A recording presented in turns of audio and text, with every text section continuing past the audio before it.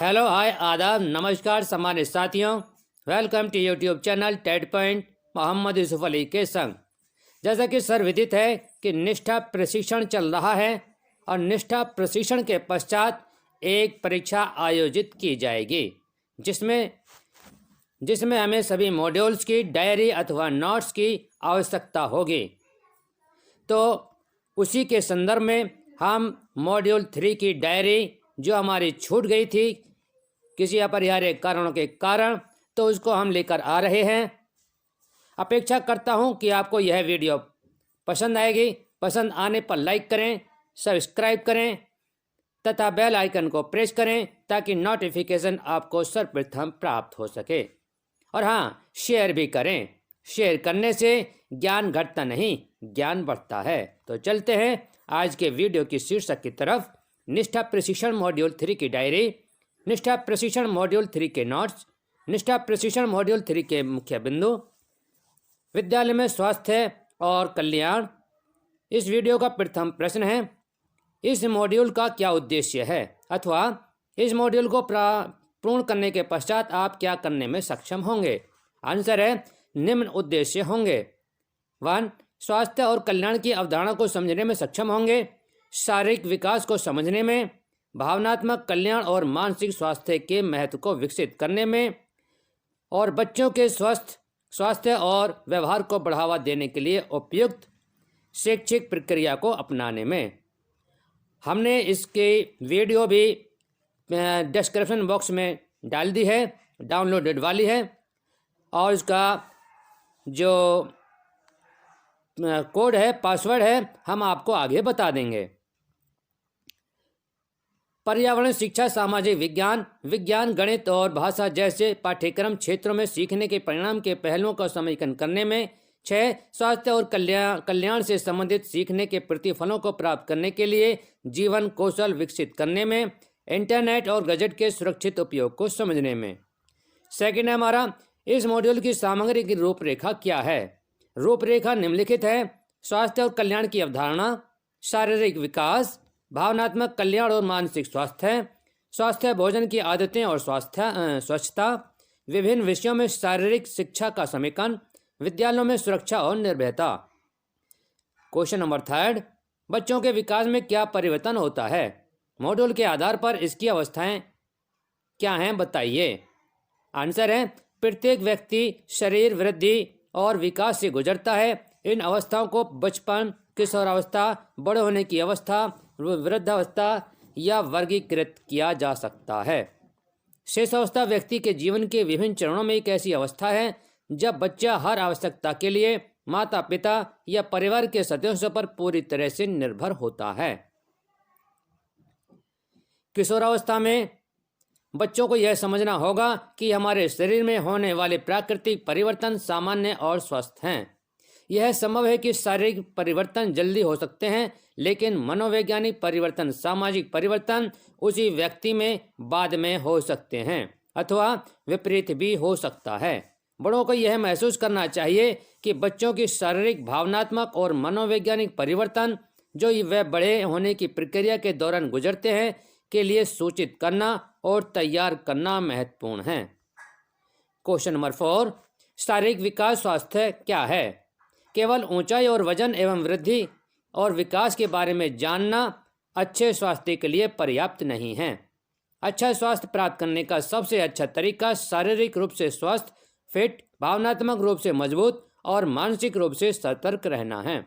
शारीरिक फिटनेस जैसी गतिविधियां शरीर के आकार और माप, हृदय की क्षमता, रक्त परिसंचरण और शरीर के सभी आंतरिक अंगों और प्रणाली में सुधार करती है। क्वेश्चन नंबर 5 हमारा, शारीरिक स्वास्थ्य के घटक क्या हैं। आंसर, शारीरिक स्वास्थ्य के निम्नलिखित घटक हैं, जैसे शक्ति, गति, धैर्य, लचीलापन, चपलता। क्वेश्चन नंबर 6, स्वास्थ्य संबंधी गतिविधियां कौन कौन सी हैं। आंसर, खेल कूद और कुछ शारीरिक गतिविधियां जो हम प्रतिदिन करते हैं भावनात्मक स्वास्थ्य और कल्याण को बढ़ावा देते हैं। स्वास्थ्य संबंधी गतिविधियां निम्नलिखित हैं। अगर आपको वीडियो पसंद आ रही हो तो लाइक करें, सब्सक्राइब अवश्य करें। नंबर 1, भीतरी गतिविधियां, मेज के नीचे क्रॉल करना, संतुलन का अभ्यास करने के लिए किसी वस्तु का उपयोग, जंपिंग जैसी डांसिंग योगिक गतिविधियों का अभ्यास करना। बाहरी गतिविधि, सीढ़ी पर चढ़ना, कूदना, रेंगना और एक क्षेत्र से दूसरे क्षेत्र में चलना। बाधाओं के बीच दौड़ना, जिग-जैग दौड़ना, विभिन्न वस्तुओं पर कूदना तथा चलना। क्वेश्चन नंबर 7, समग्र स्वास्थ्य के लिए योग क्या है? योग केवल शारीरिक आसन है, बल्कि इसमें यम, नियम, आसन, प्राणायाम, आहार प्रत्याहार, क्रिया, मुद्रा धारणा, ध्यान जैसे अभ्यास शामिल हैं। योग बच्चों के शारीरिक, मानसिक, भावनात्मक स्वास्थ्य के लिए सकारात्मक तथा स्वस्थ जीवन शैली को प्रोत्साहित करता है। योग स्वस्थ जीवन जीने का तरीका है। तो योग तो हमारे जीवन में वैसे भी अगर हम करते रहें तो भी स्वस्थ और हम मानसिक, शारीरिक के लिए आवश्यक होता है। योगाभ्यास के लिए सामान्य दिशा निर्देश कौन कौन से हैं? आंसर, योगाभ्यास के लिए सामान्य दिशा निर्देश निम्नलिखित हैं। नंबर 1, अधिकांश आसन, प्राणायाम और विक्रियाओं का अभ्यास खाली पेट या कुछ भी खाने के 2 घंटे बाद करना चाहिए। 2, सुबह का समय योगाभ्यास के लिए आदर्श समय है, लेकिन शाम में भी अभ्यास किया जा सकता है। योग अभ्यास करते समय कपड़े ढीले और आरामदायक होने चाहिए। 4, स्वास्थ्य यथासंभव सामान्य प्राकृतिक होना चाहिए। 5, यौगिक अभ्यास की सीमाएं हैं। यदि बच्चे किसी समस्या, पुरानी बीमारी से पीड़ित हैं तो योग अभ्यास करने से पहले अपने शिक्षक को सूचित करें अथवा प्रशिक्षक के मार्गदर्शन में ही योग अभ्यास करें। क्वेश्चन नंबर 9 है, यम और नियम सिद्धांत में कौन कौन से सिद्धांत हैं? आंसर, यम और नियम ऐसे सिद्धांत हैं जो हमारे व्यक्तिगत और सामाजिक जीवन में निम्नलिखित मानकों की मदद करते हैं। यम के 5 सिद्धांत हैं: अहिंसा, सत्य, अस्तेय ईमानदारी, ब्रह्मचर्य, अपरिहार्य। नियम के 5 सिद्धांत हैं: सोच, स्वच्छता, संतोष, संतुष्टि, तपस्या, स्वास्थ्य, स्वाध्याय, अच्छे साहित्य का अध्ययन और स्वयं के बारे में जानना। 5, ईश्वर प्राणिधान, सर्वोच्च पद के लिए समर्पण। क्वेश्चन नंबर 10 है हमारा, भावना क्या है? भावना शब्द की उत्पत्ति लैटिन भूल मूवर से हुई है, जिसका अर्थ है आगे बढ़ना, मार्गदर्शन करना। भावनाएं हमारे व्यवहार का मार्गदर्शन करती हैं। स्वास्थ्य, खुशी और समृद्धि का अनुभव है। कल्याण, भावनात्मक कल्याण स्वयं की देखभाल, विश्राम, तनाव में कमी और हमारी आंतरिक शक्ति के विकास की ओर प्रेरित करता है। नकारात्मक और सकारात्मक दोनों तरह की भावनाओं के प्रति सजग रहना और इन भावनाओं को कैसे संभालना है, यह समझने में सक्षम होना महत्वपूर्ण है। क्वेश्चन नंबर 11, मुख्य गुण और कोर स्ट्रेंथ कौन कौन से हैं? अगर आपको वीडियो पसंद आ रही हो तो लाइक करें, सब्सक्राइब अवश्य करें। आंसर है, हर किसी के पास अलग अलग मुख्य गुण होते हैं, चाहे यह मूल्य, विलक्षणताएं, स्वभाव, विशेषता, दृष्टिकोण, विश्वास या संसाधन ही क्यों न हो।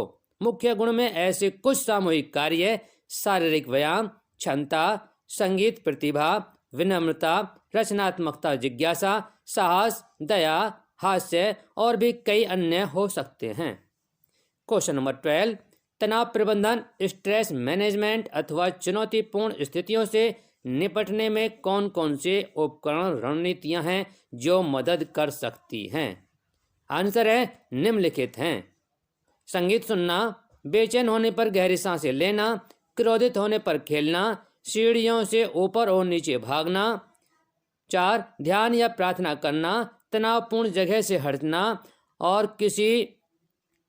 किसी ऐसे व्यक्ति के साथ अपने भावनाओं के बारे में बात करना जिस पर भरोसा किया जा सकता है। 7, व्यायाम या कुछ शारीरिक गतिविधि करना। 8, जिस व्यक्ति से नाराजगी है उसे एक पत्र लिखना और फिर से नष्ट कर देना। किसी की मदद करना, अपना पसंदीदा काम करना। नेक्स्ट क्वेश्चन नंबर 13, स्वस्थ आदतें कौन कौन सी हैं? आंसर, स्वस्थ आदतें निम्नलिखित हैं। नंबर 1, दिन में 2 बार ब्रश करना। खाने से पहले अच्छे से हाथ धोना। खांसते या छींकते समय मुंह पर टिश्यू पेपर रखना चाहिए जिससे हमारी बीमारी दूसरों में नहीं फैले। 4, नाक में उंगली नहीं डालनी चाहिए। 5, कानों में नुकीली चीज नहीं डालनी चाहिए। खड़े होकर पानी नहीं पीना चाहिए। 7, हमारे खाना चबाकर नहीं खाना चाहिए। हमें खाना चबाकर खाना चाहिए। क्वेश्चन नंबर 17 है हमारा। 14 है, संतुलित आहार क्या है? आंसर, संतुलित भोजन का अर्थ है प्रोटीन, कार्बोहाइड्रेट, वसा, प्रोटीन और मिनरल जैसे पौष्टिक तत्वों से भरपूर भोजन को अपेक्षित अनुपात में शामिल करना। नंबर 1, आहार पिरामिड के अनुसार ऊर्जा प्रदान करने वाले भोजन सप्ताह में 6 से 11 बार अनाज, सप्ताह में 6 से 11 बार अनाज, ब्रेड, चावल और रोटी आदि जैसी लेनी चाहिए। सेकंड, आहार पिरामिड के अनुसार सप्ताह में संरक्षा प्रदान करने वाले भोजन 3 से 5 बार फल और सब्जियां लेनी चाहिए। आहार पिरामिड के अनुसार शारीरिक विकास करने वाले भोजन सप्ताह में 2 से 3 बार मांसाहार, चिकन, दालें, दूध और दूध पदार्थ आदि लेने चाहिए। 4, आहार पिरामिड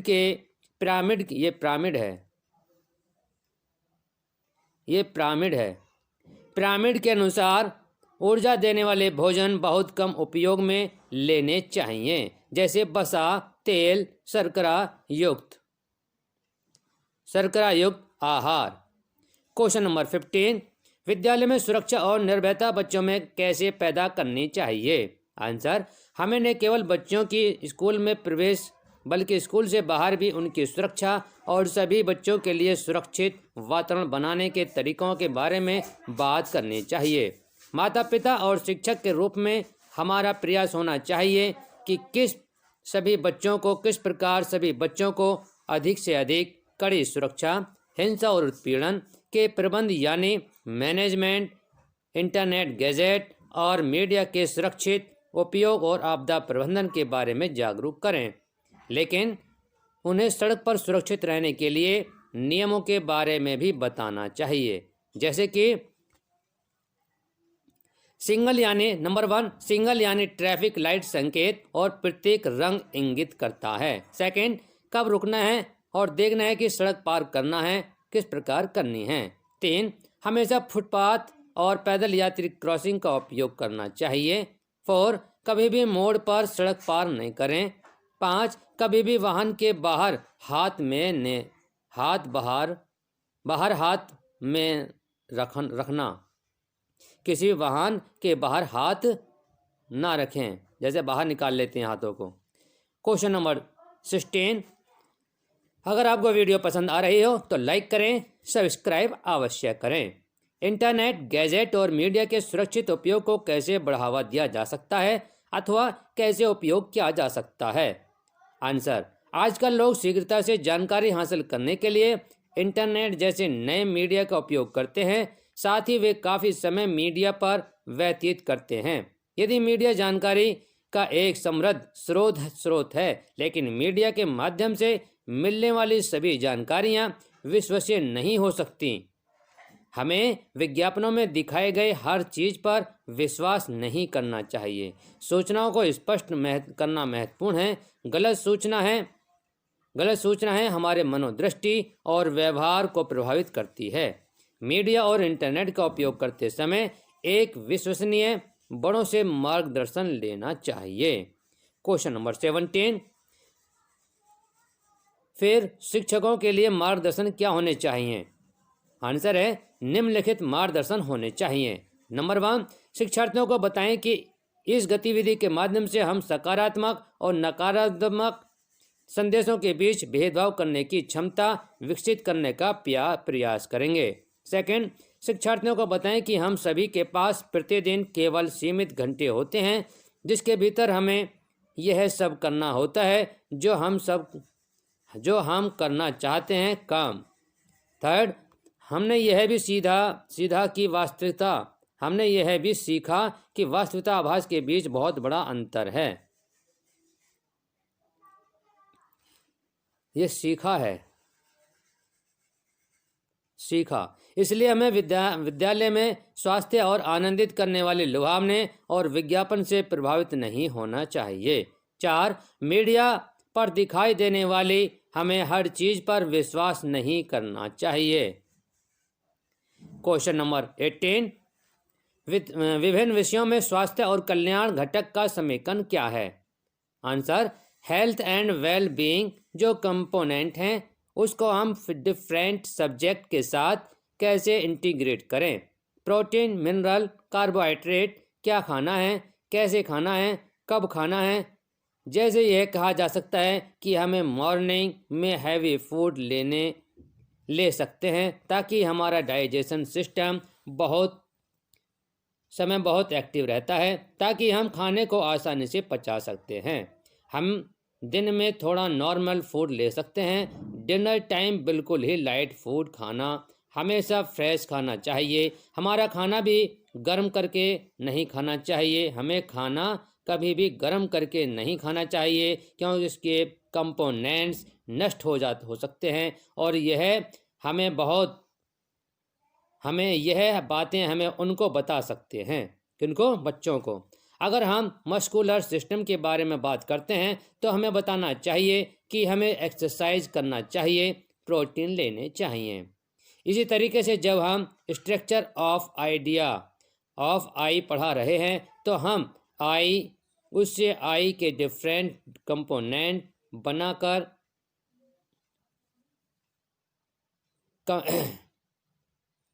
अगर हम मस्कुलर सिस्टम के बारे में बात करते हैं तो हमें बताना चाहिए कि हमें एक्सरसाइज करना चाहिए, प्रोटीन लेने चाहिए। इसी तरह से हम स्ट्रक्चर और ऑफ आई पढ़ा रहे हैं तो हमें उससे आई के डिफरेंट कंपोनेंट बताने के साथ साथ यह भी बता सकते हैं कि हमें आँखों को ठंडे पानी से नहाना चाहिए, हमें एक्सरसाइज करनी चाहिए, हमें प्रॉपर पर्टिकुलर लाइट में पढ़ना चाहिए और हमें मोबाइल की बहुत तेज़ रोशनी करके उसमें नहीं पढ़ना चाहिए। टीवी देखते समय हमें दूर से देखना चाहिए। यह छोटी छोटी बातें हेल्थ से रिलेटेड बता सकते हैं। इसी तरह अगर हम मैथ्स पढ़ते हैं तो हम बोल सकते हैं कि अगर हम बॉडी मास इंडेक्स निकालते हैं तो हमें उसे डिवाइड करना है। मैथमेटिक्स को पढ़ते समय कितनी कैलोरी खानी है, हम कितना चलते हैं तो कितनी कैलोरी बर्न होती हैं, अगर हम एक्सरसाइज करते हैं तो तुमने कितनी कैलोरी वहाँ बर्न की। इस तरह से कि इसे भी हम मैथमेटिक्स के साथ जोड़ सकते हैं। इस मॉड्यूल के आधार पर हिंसा और उत्पीड़न कब मानी जाती है? आंसर, इस मॉड्यूल के आधार पर हिंसा और उत्पीड़न निम्न तरीके से मानी जा सकती है। आंसर, अध्यापक का गुस्से में बोलना। सेकंड, अनुचित तरीके से छूना, जहां भी कोई छुए लेकिन आपको वह अच्छा नहीं लग रहा है। 4, अध्यापक का बच्चों के साथ ठीक ढंग से बात नहीं करना, बच्चों की बात को इग्नोर करना। आपने देखा होगा जब बच्चों को ठीक ढंग से अध्यापक बात नहीं करता, हिंसात्मक हो जाता है, यश को इग्नोर करता है, प्रताड़ना करता है और उसे बच्चों का कॉन्फिडेंस जो आत्मविश्वास है वह भी नहीं होता है। बच्चा का डर रहता है, उसको सीखने के बहुत तकलीफ होती है और जब वह गलतियां करता है, गलतियों के बारे में दोहराता है और इसलिए हमें बच्चों से बातचीत करते हुए बहुत आराम से प्यार से बात करनी चाहिए और उससे हम उन्हें सीखने की मदद कर सकते हैं और किसी तरह की उम्र में जो हीन भावना होती है वह भी नहीं आती है। क्वेश्चन नंबर 20, एक व्यक्ति को अश्लील तस्वीरें दिखाता है, वह किसके अंतर्गत आता है? आंसर, वह हिंसात्मक के अंतर्गत आता है। जब राधा अपने गृह कार्य में गलती करती है तो शिक्षकों से बेवकूफ़ कहते हैं, तो शिक्षक उसे बेवकूफ़ कहते हैं, यह किसके अंतर्गत आता है? आंसर, यह हिंसा के अंतर्गत आता है। अगर आपको वीडियो पसंद आ रही हो तो लाइक करें, सब्सक्राइब अवश्य करें। पड़ोसी रुपेश को चिढ़ाते हैं, ये चिढ़ातना है। पड़ोसी रुपेश को चिढ़ाते हैं क्योंकि वह घर के कामों में मदद करता है, यह किसके अंतर्गत आता है? आंसर, यह हिंसा के अंतर्गत आता है। कोमल की शिक्षा, कोमल की कक्षा की लड़कियां उसका मजाक उड़ाती हैं क्योंकि उसके छोटे छोटे बाल हैं। यह उस किसके अंतर्गत आता है? आंसर, यह हिंसा के अंतर्गत आता है। यह हिंसा के अंतर्गत आता है। क्वेश्चन नंबर 24, लड़कियों को देखते ही लड़के सीटी बजाना शुरू कर देते हैं, यह किसके अंतर्गत आता है? आंसर, यह हिंसा के अंतर्गत आता है। क्वेश्चन नंबर 25, रॉबर्ट और मीना एक साथ खो खो खेलते हैं, यह किसके अंतर्गत आता है? आंसर, यह हिंसा के अंतर्गत आता है, अहिंसा के अंतर्गत आता है। अगर आपको वीडियो पसंद आ रही हो तो लाइक करें, सब्सक्राइब अवश्य करें, क्योंकि दोस्तों को शेयर करें, क्योंकि शेयर करने से ज्ञान घटता नहीं, ज्ञान बढ़ता है। TET point by Mohammad Yusuf Ali. जय